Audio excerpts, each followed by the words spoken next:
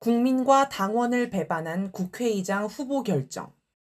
민심과 당원을 배반했다.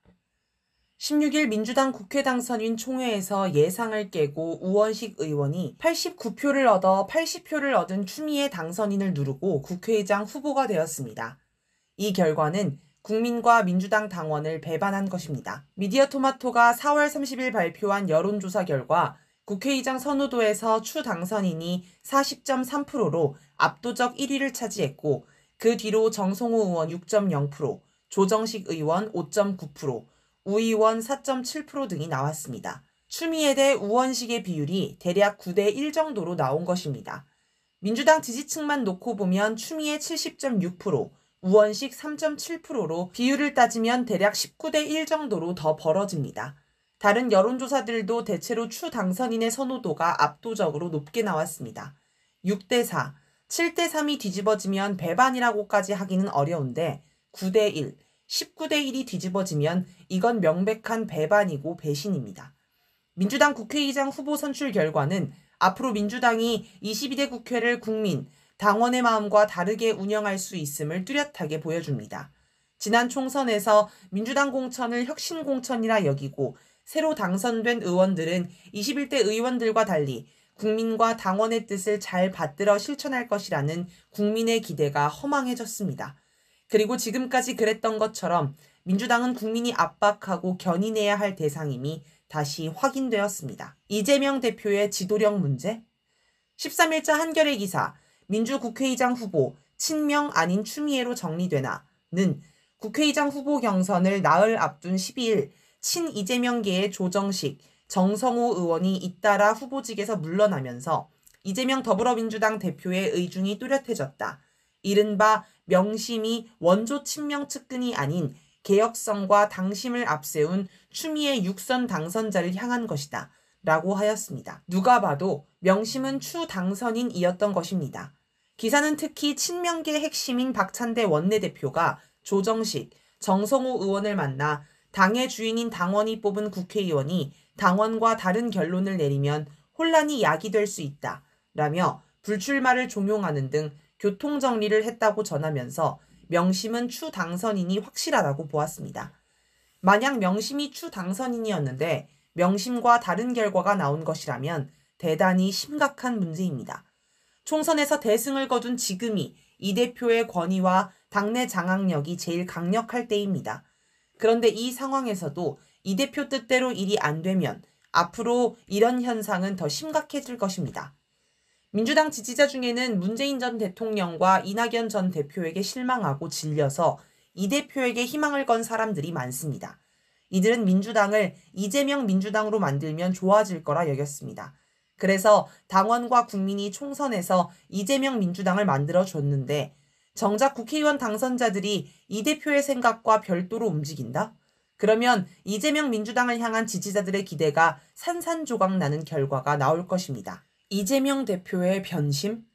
이 대표가 추 당선인을 밀다가 나중에 우 의원으로 마음을 바꿨을 수도 있습니다.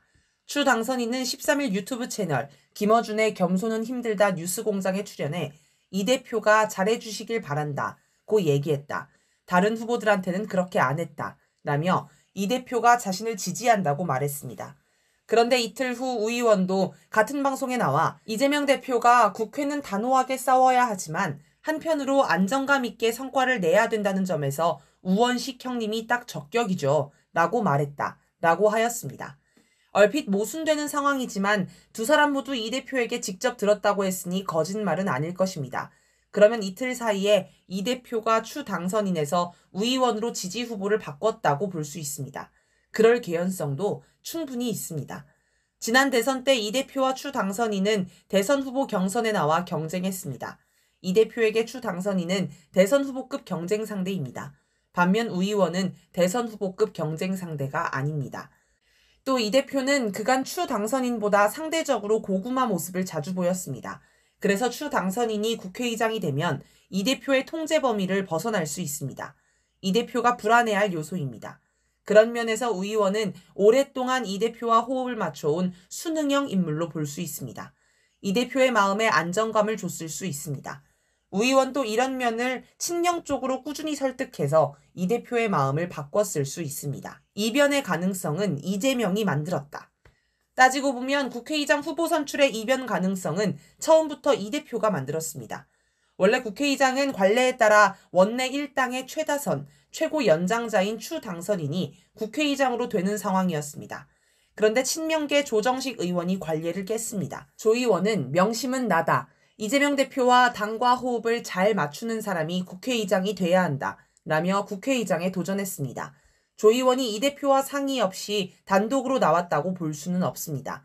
아마 이 대표는 처음에 추 당선인이 마음에 들지 않아 자기가 믿을 수 있는 조정식 의원을 국회의장으로 만들려고 했던 듯합니다.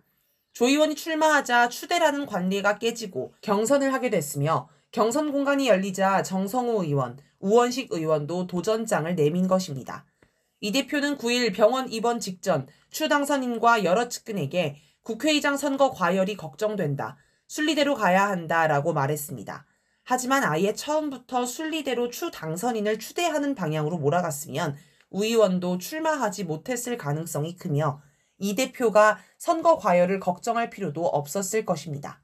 어떤 정치인도 절대화하면 안 된다. 국민과 당원이 추 당선인의 국회의장 도전을 압도적으로 지지했던 것은 전 정권 시기 법무부 장관으로서 윤석열 당시 검찰총장과 격렬하게 싸운 추윤 갈등의 주인공이기 때문입니다. 추 당선인은 2020년 1월 법무부 장관에 취임하자 곧바로 검찰 인사를 단행해 윤석열 총장 측근을 좌천시켰고 그해 말 윤 총장을 직무에서 배제하고 징계에 회부하였습니다. 지금까지 추 당선인 만큼 윤 대통령과 대립각을 세우며 강경하게 대처한 민주당 정치인은 찾아보기 힘들 정도입니다. 그러나 문재인 정부와 민주당은 윤 총장의 기세에 겁을 먹고 추미애 장관을 도와주지 않았고 오히려 사퇴 압박을 넣어 내리눌렀습니다. 국민은 윤 대통령에게 당한 피해자이면서도 잘 싸운 추 당선인이 국회의장이 되어 윤 대통령을 제압해주기를 기대했습니다. 특히 윤 대통령이 거부권을 무도하게 행사할 때 국회의장이 나서서 무력화시키는 통쾌한 모습을 보고 싶었을 것입니다. 국민이 추 당선인을 원한 건 이런 이유 때문입니다. 사실 추 당선인이나 우 의원이나 본질을 보면 민주당 정치인이라는 점에서 차이가 없습니다. 추 당선인은 협치가 아닌 민치를 선택하겠다고 강조했습니다. 하지만 추 당선인의 과거 경력을 보면 민치에 부합하는 행동만 하지는 않았습니다.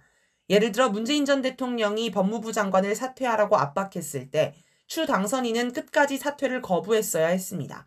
왜냐하면 당시 국민은 윤 총장과 끝까지 싸우기를 원했기 때문입니다. 당시 추 당선인이 끝까지 사퇴를 거부했다면 문 전 대통령은 사퇴 압력을 거두든 해임하든 선택해야만 했을 것입니다. 그런데 문 전 대통령 성향상 자기가 직접 해임해서 국민의 지탄을 받는 것은 감당하지 못하기 때문에 결국 사퇴 요구를 거뒀을 것입니다. 그렇게 국민 뜻을 받드는 민치를 해야 했습니다. 하지만 추 당선인은 당시 민치에 부응하지 못했습니다. 이제 와서 추 당선인은 당시 문 전 대통령이 요구해서 사퇴했다고 얘기하는데 그렇게 얘기하면 안 됩니다.